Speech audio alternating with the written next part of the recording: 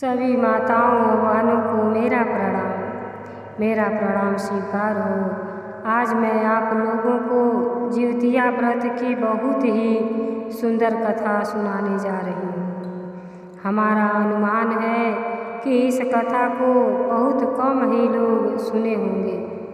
यह कथा जिउतिया व्रत की सभी कथाओं में से एक खास कथा है। सभी कथाओं में इस कथा के बाद से ही शुरू होती है। जिउतिया व्रत रखने की शुरुआत इसी कथा से शुरू होती है। इसलिए यह कथा अपने आप में बहुत ही खास मायने रखती है। आज की यह कथा जिउतिया व्रत के सूत्रधार राजा जिउतिवाहन की है। अब मैं इस कथा को विस्तार पूर्वक कहने जा रही हूँ। इस कथा को आप प्रेम पूर्वक पूरा जरूर सुनिएगा। जब इस कथा को आप पूरा सुनेंगी तब आपके पुत्र की आयु लंबी होगी। आपके पुत्र की आयु लंबी होगी, उस पर कोई संकट नहीं आएगा। अब आप कथा को सुनिए।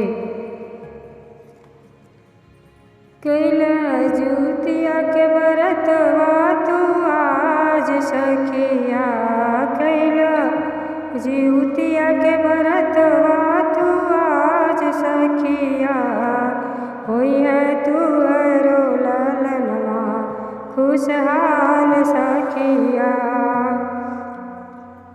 होई है तू हरो लालनवा खुशहाल सखिया।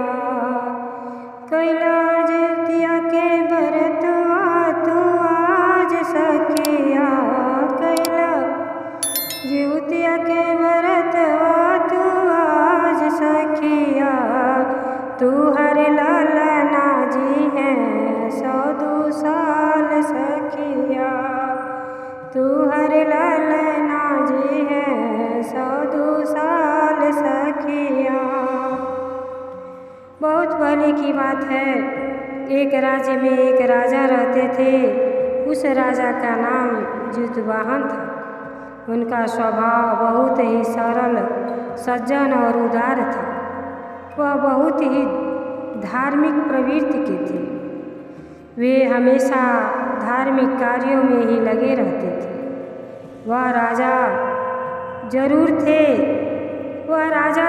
थे, लेकिन राजा होते हुए भी उनका मन राजपाट में नहीं लगता था। राजा को ऐशो आराम की जिंदगी पसंद नहीं थी।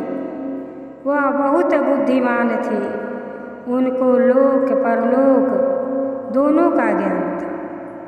उनको लोक और परलोक का दोनों ज्ञान था। राजा सांसारिक मोह विलास की जिंदगी से खुश नहीं थे। वह सांसारिक मोह माया को त्यागना चाह रहे थे। वह जब भी अकेले रहते थे तो सोचते थे कि इस मायावी संसार की मोह माया में रहकर हम भगवान की भक्ति नहीं कर पाएंगे। इस मायावी संसार की मोह माया में रहकर हम भगवान की भक्ति नहीं कर पाएंगे। इसलिए हमें भगवान की भक्ति करने के लिए कुछ उपाय करना पड़ेगा। यह सोचकर राजा अगले दिन राज दरबार लगाए और उस राज दरबार में वह अपने मंत्रियों के अलावा अपने सभी भाइयों को भी बुलवाया था। राजा के सभी भाई आपस में यही चर्चा कर रहे थे कि हमारा भाई तो राजपाट अच्छे और सही तरीके से चला रहा है और उसके राज में जनता भी खुशहाल है, फिर भी हम लोगों को राज दरबार में क्यों बुला रहा है? कहीं उसके ऊपर कोई संकट तो नहीं आ गई है? सुन ली जिउतिया के कथा ते उद्यार हो जाई। सुन ली जिउतिया के कथा ते उद्यार हो जाई। तुहरे जिंदगी के नैया बेड़ा पार हो जाई। तुहरे जिंदगी के नैया बेड़ा पार हो जाई। फिर भी सभी भाई मिलकर यह कहते हैं कि चलो अब तो राज दरबार में पहुँचने पर सब कुछ मालूम ही हो जाएगा। यह सोचकर वह राज दरबार में पहुँच जाते हैं और राजा के सामने अपना आसन ग्रहण कर लेते हैं। फिर उसके बाद राज दरबार की कार्यवाही शुरू हो जाती है। राजा अपने आसन से ऐलान कर देते हैं कि अब मैं राजा नहीं रहूँ। अब हमको राजपाट में कोई रुचि नहीं है। अगर हमारे भाइयों में किसी को राजा बनने की इच्छा हो तो आए और राजा बनकर अपना कार्यभार संभाल ले। इसके बाद राजा अपने भाई को राजा बना देते हैं। इसके बाद राजा जीवतिवाहन तपस्या करने जंगल में चले जाते हैं और घोर तपस्या करने लगते हैं। जीवतिवाहन की तपस्या जब समाप्त हो जाती है तब उनको भूख महसूस होने लगती है। जब भूख महसूस होने लगती है तब वो फल फूल की तलाश में जंगल में घूमने लगते हैं। जंगल में घूमते समय उनकी एक बुढ़िया से मुलाकात होती है। जंगल में घूमते समय उनकी एक बुढ़िया से मुलाकात होती है। बुढ़िया बहुत दुखी रहती है और उदास होकर बैठी रहती है। राजा उस बुढ़िया से उसके उदासी का कारण पूछते हैं। यहाँ पर अब एक छोटा सा गीत सुन लीजिए। चिलौरी सापे के कथा सुनावतानी सुन ले सखी। चिलौरी सापे के कथा सुनावतानी सुन ले सखी। बढ़िया उमरिया रे पुतवा कैसे कथा सुन ले सखी। बढ़िया उमरिया रे पुतवा कैसे कथा सुन ले सखी। तब बुढ़िया अपना सारा दुखड़ा राजा से बताने लगती हैं। वह कहती हैं कि हे राजा साहब, मैं नाग योनि में पैदा हुई हूँ और मेरा पुत्र नाग है। गरुड़ देवता बारी बारी से नागों को प्रतिदिन मारकर खा जाते हैं।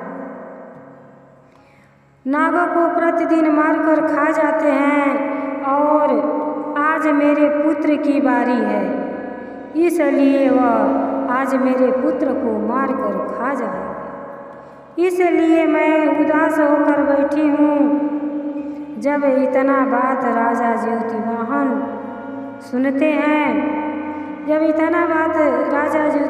सुनते हैं तो उनको बूढ़ी माता पर दया आ जाती है। वह बूढ़ी माता से कहते हैं कि हे माता आप चिंता मत करिए। मुझे भी अपना पुत्र ही समझिए। मैं आपके पुत्र को बचा लूँगा। मैं आपके पुत्र को बचा लूँगा। इसके बाद जब गरुड़ देव नाग की बलि लेने आते हैं, उससे पहले राजा जीवतिवाहन बुढ़िया के बच्चे की जगह जाकर बैठ जाते हैं और लाल कपड़ा से ढक लेते हैं।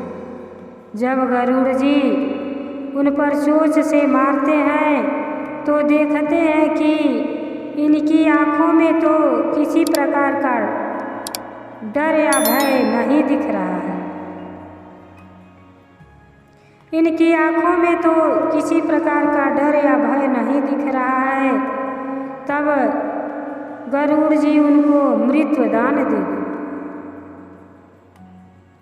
तब गरुड़ जी उनको मृत्यु दान दे देते हैं और सारी बात पूछते हैं। तब राजा जीवतीवाहन सारी बात बताते हैं कि एक बुढ़िया थी, उसका नाग पुत्र था, उसका आज आप वध करने वाली थी, तो मैं उसके जगह आकर बैठ गया और वह नागपुत्र बच गया। इतना बात सुनकर गरुड़ जी राजा जीवतीवाहन पर बहुत खुश हुए और उनको वरदान दिया कि अब मैं नागों की बलि नहीं लूँगा, वह आज से आज़ाद हैं। इसी कथा के आधार